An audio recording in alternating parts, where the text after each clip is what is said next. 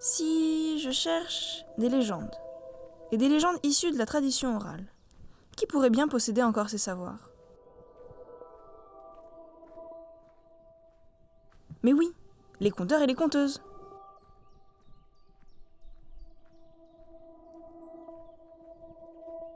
J'ai d'abord été à la recherche de conteurs et de conteuses qui s'intéresseraient au répertoire du conte de Normandie.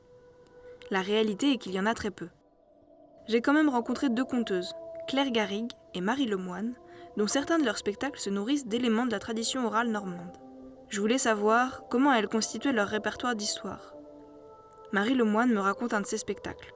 Il y est question d'un petit texte qu'elle a trouvé dans les archives et comment elle le mêle à d'autres sources narratives. J'ai fait la même chose avec une légende que j'ai trouvée à la bibliothèque Le Fonds Normand de la fac.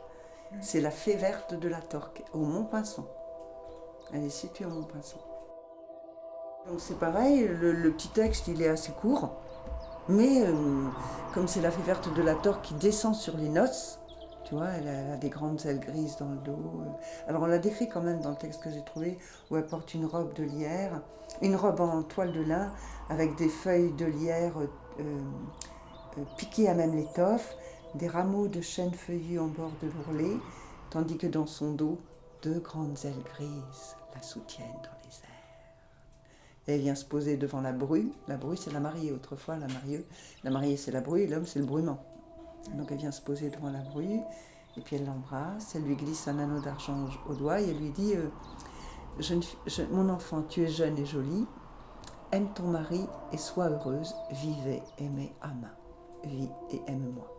Donc ça c'est le petit texte que j'ai trouvé écrit, sauf que moi j'ai mis avant tout le mariage, des choses que j'ai trouvées en faisant des recherches sur les noces autrefois en Normandie. Comment ça se passait, comment il y avait la couturière du bourg qui faisait la robe, comment c'était une robe noire avec un collet de dentelle bille, on mettait un châle coloré sur les épaules, une bonnette ornée d'une couronne en fleurs d'oranger, c'est la couturière qui habille la jeune fille. Et après, au bras de son père, elle descend l'escalier et elle franchit le seuil de la maison familiale pour la dernière fois. Puis après, le cortège s'ébranle, en direction de la mairie et puis de l'église. Et donc tout ça, les choses que j'ai trouvées ailleurs, je les remis avant dans le conte pour bien situer, tu vois, bien donner toutes les images du mariage avant d'aller parler de la Fée verte de la Torque. En Normandie, j'ai collecté des petites histoires, des anecdotes, des fois des légendes de villages qui continuent à être entretenues un petit peu. Je pense que c'est moins vrai maintenant. Je ne collecte pas des contes. Je collecte de la vie que j'intègre dans les contes. Claire Garrigue, de son côté, ne choisit pas ses contes particulièrement dans le répertoire normand, mais intègre des chantrades normands à ses spectacles et reprend des formes de spectacles interactives, comme les veillées ou les ballades chantées. Ce que les 2 conteuses intègrent de tradition orale à leur spectacle, c'est donc plutôt des chants et des récits de vie. Mais pour les trouver, il faut aller rencontrer les gens, leur poser des questions, faire revenir la mémoire. Claire m'explique. Il faut rester longtemps et il faut revenir parce que la mémoire, elle marche par couches. Au début, ils savent rien, puis tu parles, et puis ah oui, tiens, il y a ça. Ah bah tiens, ça, on chantait ça, tati tata. Ah bah oui, il me racontait un truc. Des fois, c'est petits bouts qui reviennent comme ça, puis petits bouts, t'arrives à choper. Après, c'est vrai que les collectes de contes sont maigres en Normandie. C'est vrai qu'elles sont maigres. Le Normand est moins friand d'histoire, c'est peut-être possible. Ceci dit, le conte, c'est toujours très flou à pister, parce que comme c'est oral, on ne sait pas trop, ça a bougé en permanence.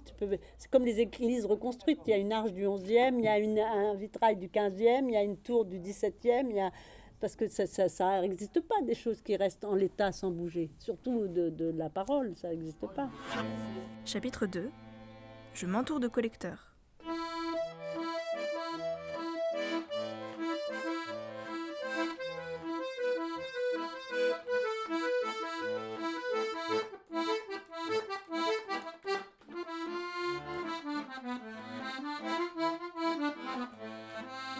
Ce travail de faire ressurgir les mémoires, ça s'appelle le collectage. En Normandie, il y a une association qui est dédiée. Donc là, nous, on fait tout un travail de collecte, sauvegarde, valorisation, création, à partir de la matière issue autour des chansons, musique et traditions orales en Normandie. Yvon Davy, directeur de l'association La Lour. Donc le cadre géographique, c'est la Normandie, la basse comme la Haute-Normandie, donc c'est assez grand. Et notre domaine d'activité, c'est en effet cette mémoire orale qui s'est transmise à travers les époques et qu'on recueille encore aujourd'hui, principalement dans le domaine musicologique, donc chanson, musique, danse, qui est quand même principalement notre cœur de métier, et puis de manière complémentaire sur ce qu'on appelle les traditions orales, qui recouvrent aussi tout ce qui est la littérature orale. On va raconter le conte, le légendaire par exemple là-dedans, et aussi toutes les formulettes courtes, les devinettes, les rimes d'enfance ou des choses comme ça, qu'on va trouver, les virelangues, il y a toute une catégorisation qui existe.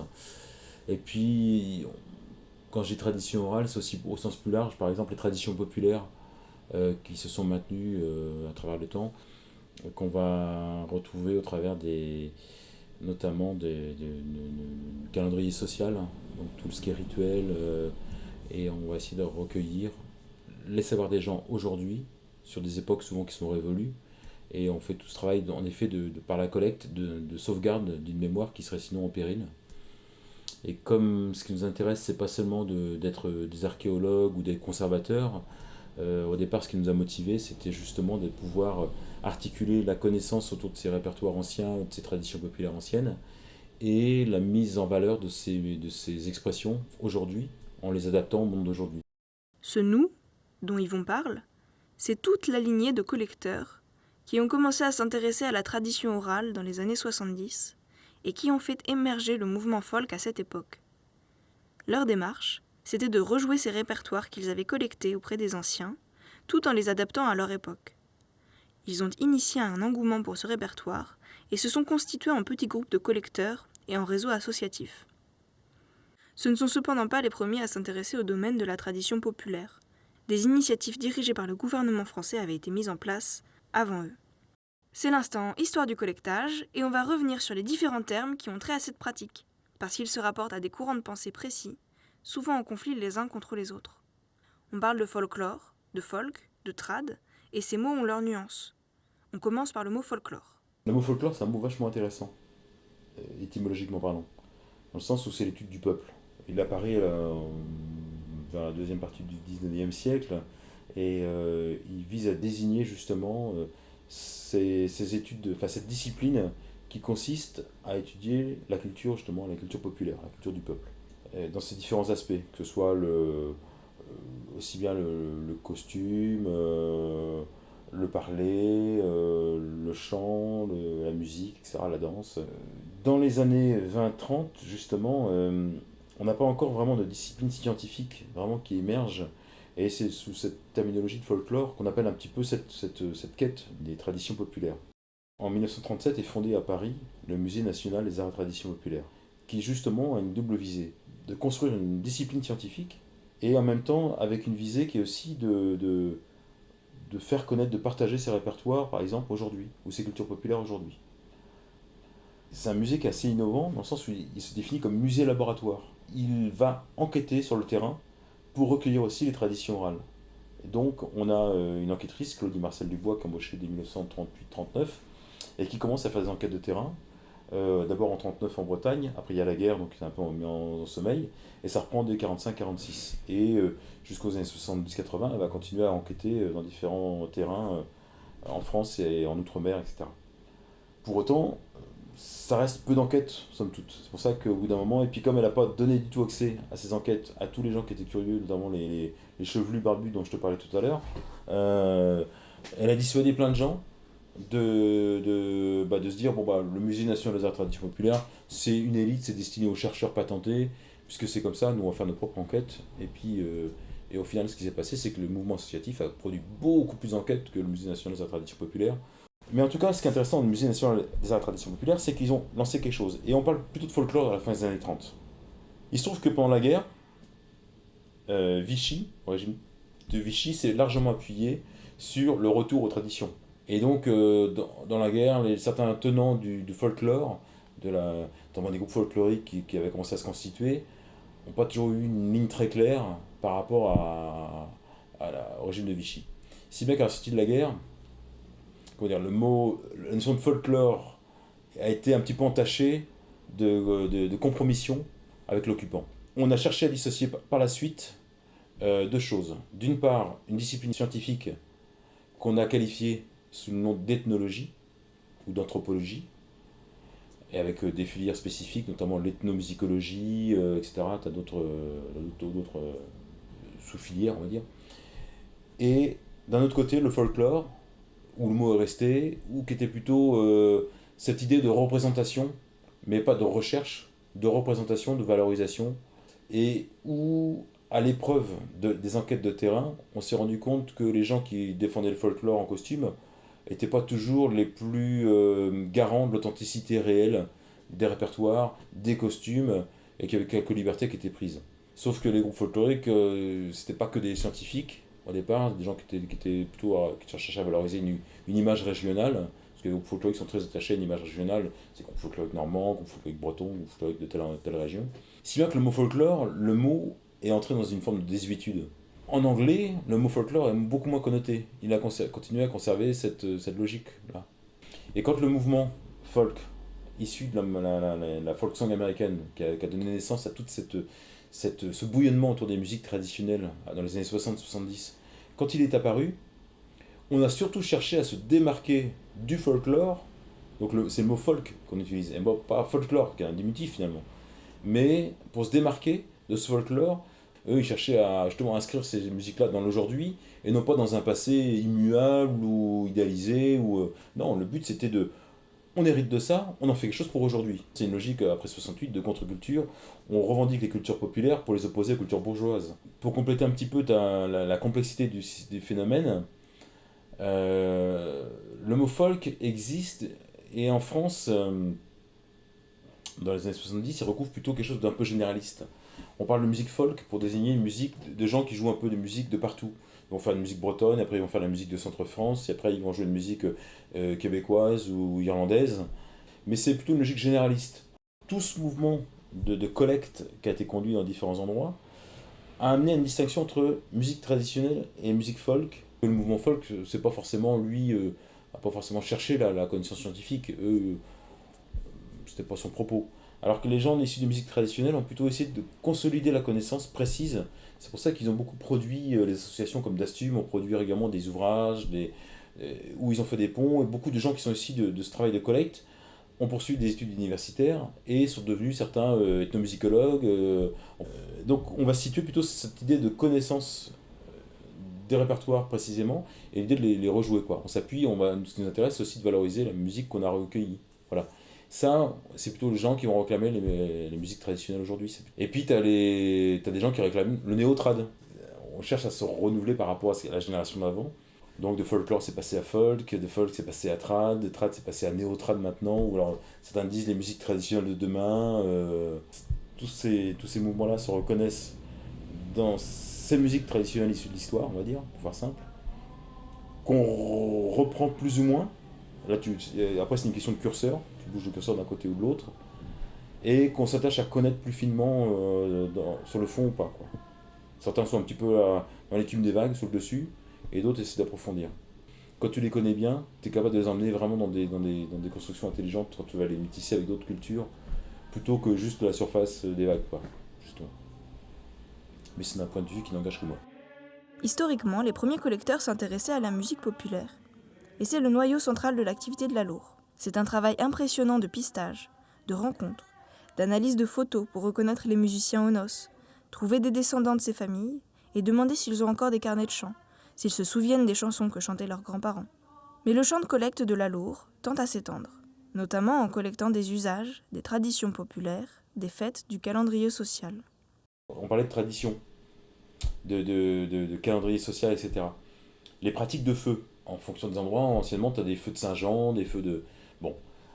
En Normandie, tu as toute une zone où tu as des traditions de feux de taupe et mulot. Entre le début de l'année, janvier, jusqu'à en gros la période de la mi-février, à peu près, où en fait, tout ce que tu as éroncé dans l'hiver, enfin les branches, les ronces, tout ce qui est un peu qui va pour servir, on les met en tas et on les brûle. Et on fait un rituel, on fait un feu, et on prend ce qu'ils appellent des coulines de paille.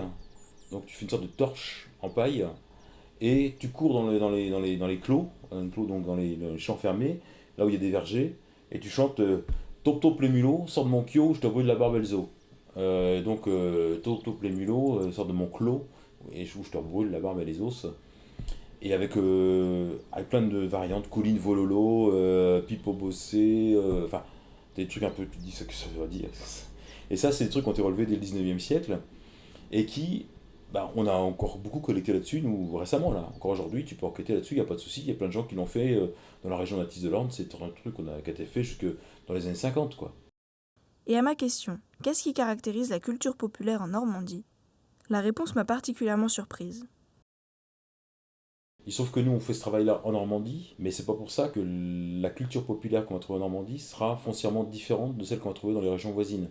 Que ce soit en Bretagne, que ce soit dans le Maine, enfin en Pays de la Loire ou dans le Poitou. On a les mêmes expressions de chansons, de musique, qui vont être des variantes d'un même fond ancien. Ce qu'il faut comprendre, c'est que on a des cultures traditionnelles qui sont partagées bien au-delà des limites régionales. Que ce soit la chanson, du conte, du légendaire, on va les retrouver dans toutes les régions. Et ce qui va faire que ça va être aussi de telle ou telle région, c'est que par exemple, telle légende sur la pierre qui roule, ça va être la pierre qui roule de la Bruyère dans telle commune, de la lande de la Bruyère là-haut, au haut de Mini-Gilbert, qui va jusqu'au ruisseau de la Conardière. Elle a la nuit de Noël et qui roule jusqu'à ce ruisseau, et il ne faut pas la croiser si on est pétrifié. Cette légende que moi j'ai recueillie dans le Sud-Manche, on va la retrouver partout dans le Grand Ouest de la France, parce qu'il y a des études qui ont été faites sur le Grand Ouest, sur l'histoire de pierres qui roulent. On va se rendre compte que les pierres qui roulent, on en a partout.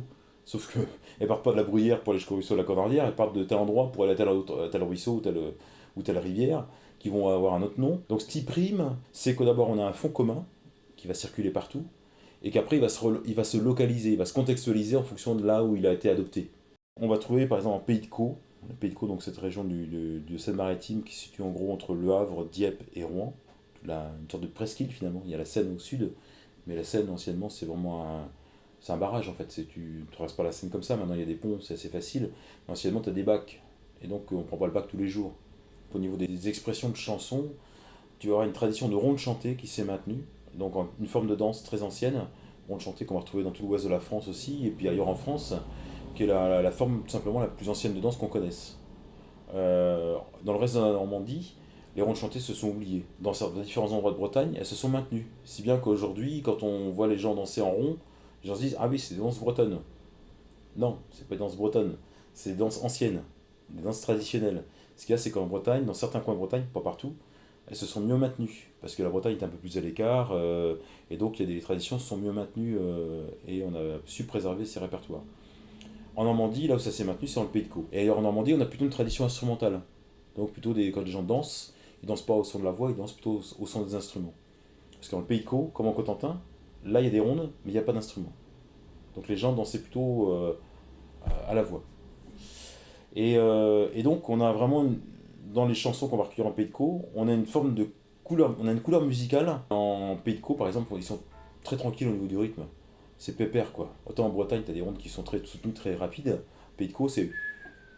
Il y a d'ailleurs un refrain dans une ronde du Pays de Caux qui dit allons toujours comme nous allons, mais n'allons pas trop vite. En plus, on a des tournures un peu musicales, un peu particulières qu'on va retrouver en Pays de Caux. Et ça, tu vas pas retrouver ça du tout dans le bocage ici, ni dans le Cotentin. En fait, il y a des sortes de territoires culturels qui se dessinent, indépendants des frontières administratives, parfois influencés par une rivière ou le rayonnement d'un village, difficile à pister. Et la collecte permet de cartographier les usages. Parce que, comme l'explique Yvon, la transmission de ces traditions se fait sur des territoires très proches. Comment elles se transmettent, ces chansons ? Le bouche à oreille, de génération en génération, dans les familles ou en proximité. C'est par exemple les gens qui me disent « Oh, j'étais à une noce, j'ai entendu une chanson, eh ben, vous allez croire ou pas, j'ai trouvé tellement bien que je l'ai retenue du premier coup. » Il y a des chances que la tradition orale fasse son effet. C'est-à-dire que la personne, à la sortie, ne la chante pas exactement comme elle avait été chantée initialement. Les paroles auront sûrement évolué un petit peu, et la mélodie sûrement aussi. Mais c'est ça la tradition orale. C'est une déformation, mais qui consiste plutôt en un enrichissement par la multiplication des versions nouvelles qui sont créées. Si très peu de légendes et de contes ressortent des mémoires, la Loure a quand même créé un spectacle autour des témoignages issus des collectes. Et justement, c'est un spectacle qu'ils ont créé avec Claire Garrigue, la conteuse. Le projet, c'était de base la mise en valeur des collectes qu'avaient fait Étienne et Yvon. Ils avaient l'idée que cette mise en valeur pourrait être faite à travers une histoire Et on a fait une première veillée où on a et c'était autour des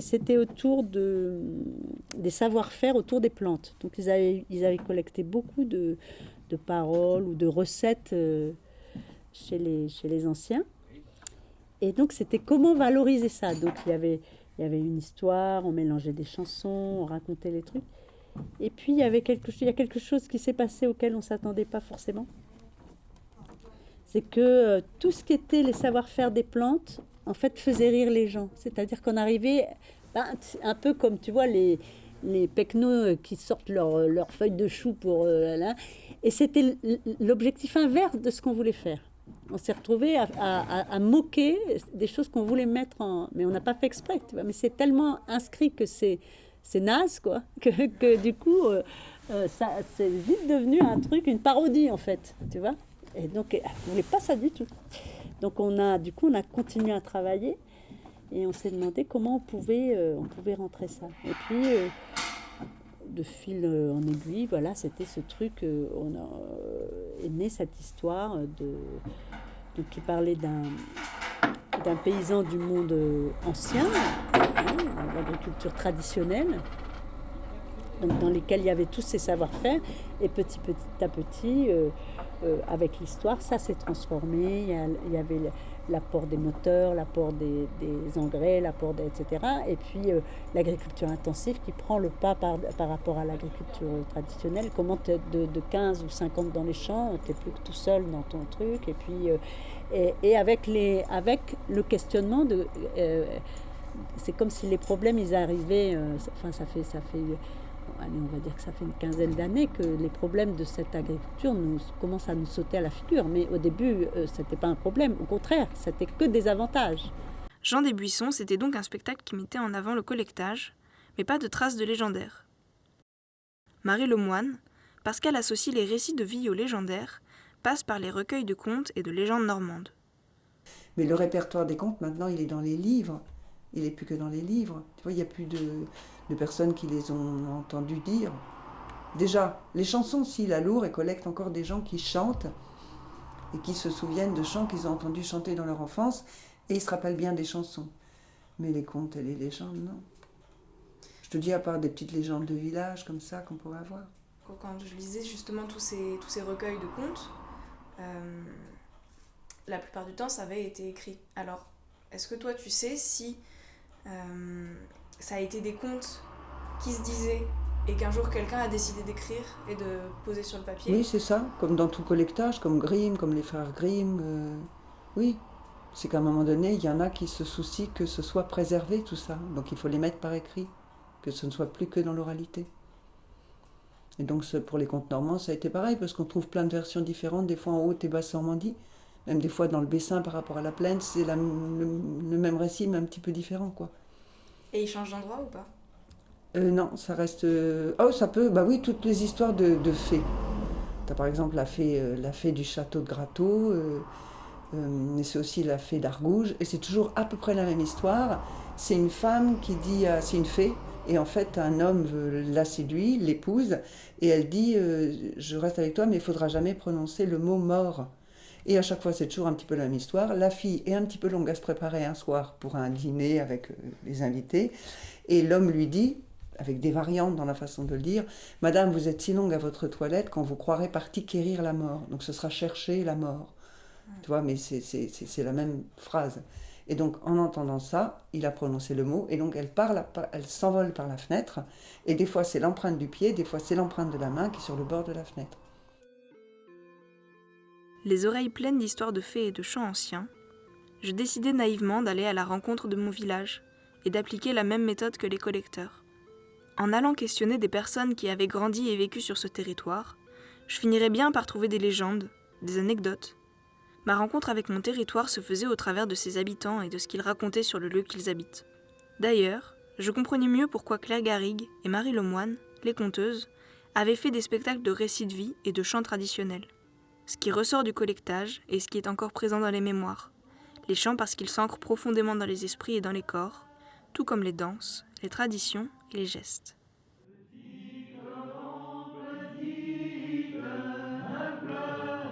Je m'entoure de collecteurs, réalisé par Capucine Gauthier. Ce podcast s'inscrit dans un parcours de 3 épisodes. La suite, chapitre 3, les Goublins, la pierre qui tourne et la source qui guérit les yeux.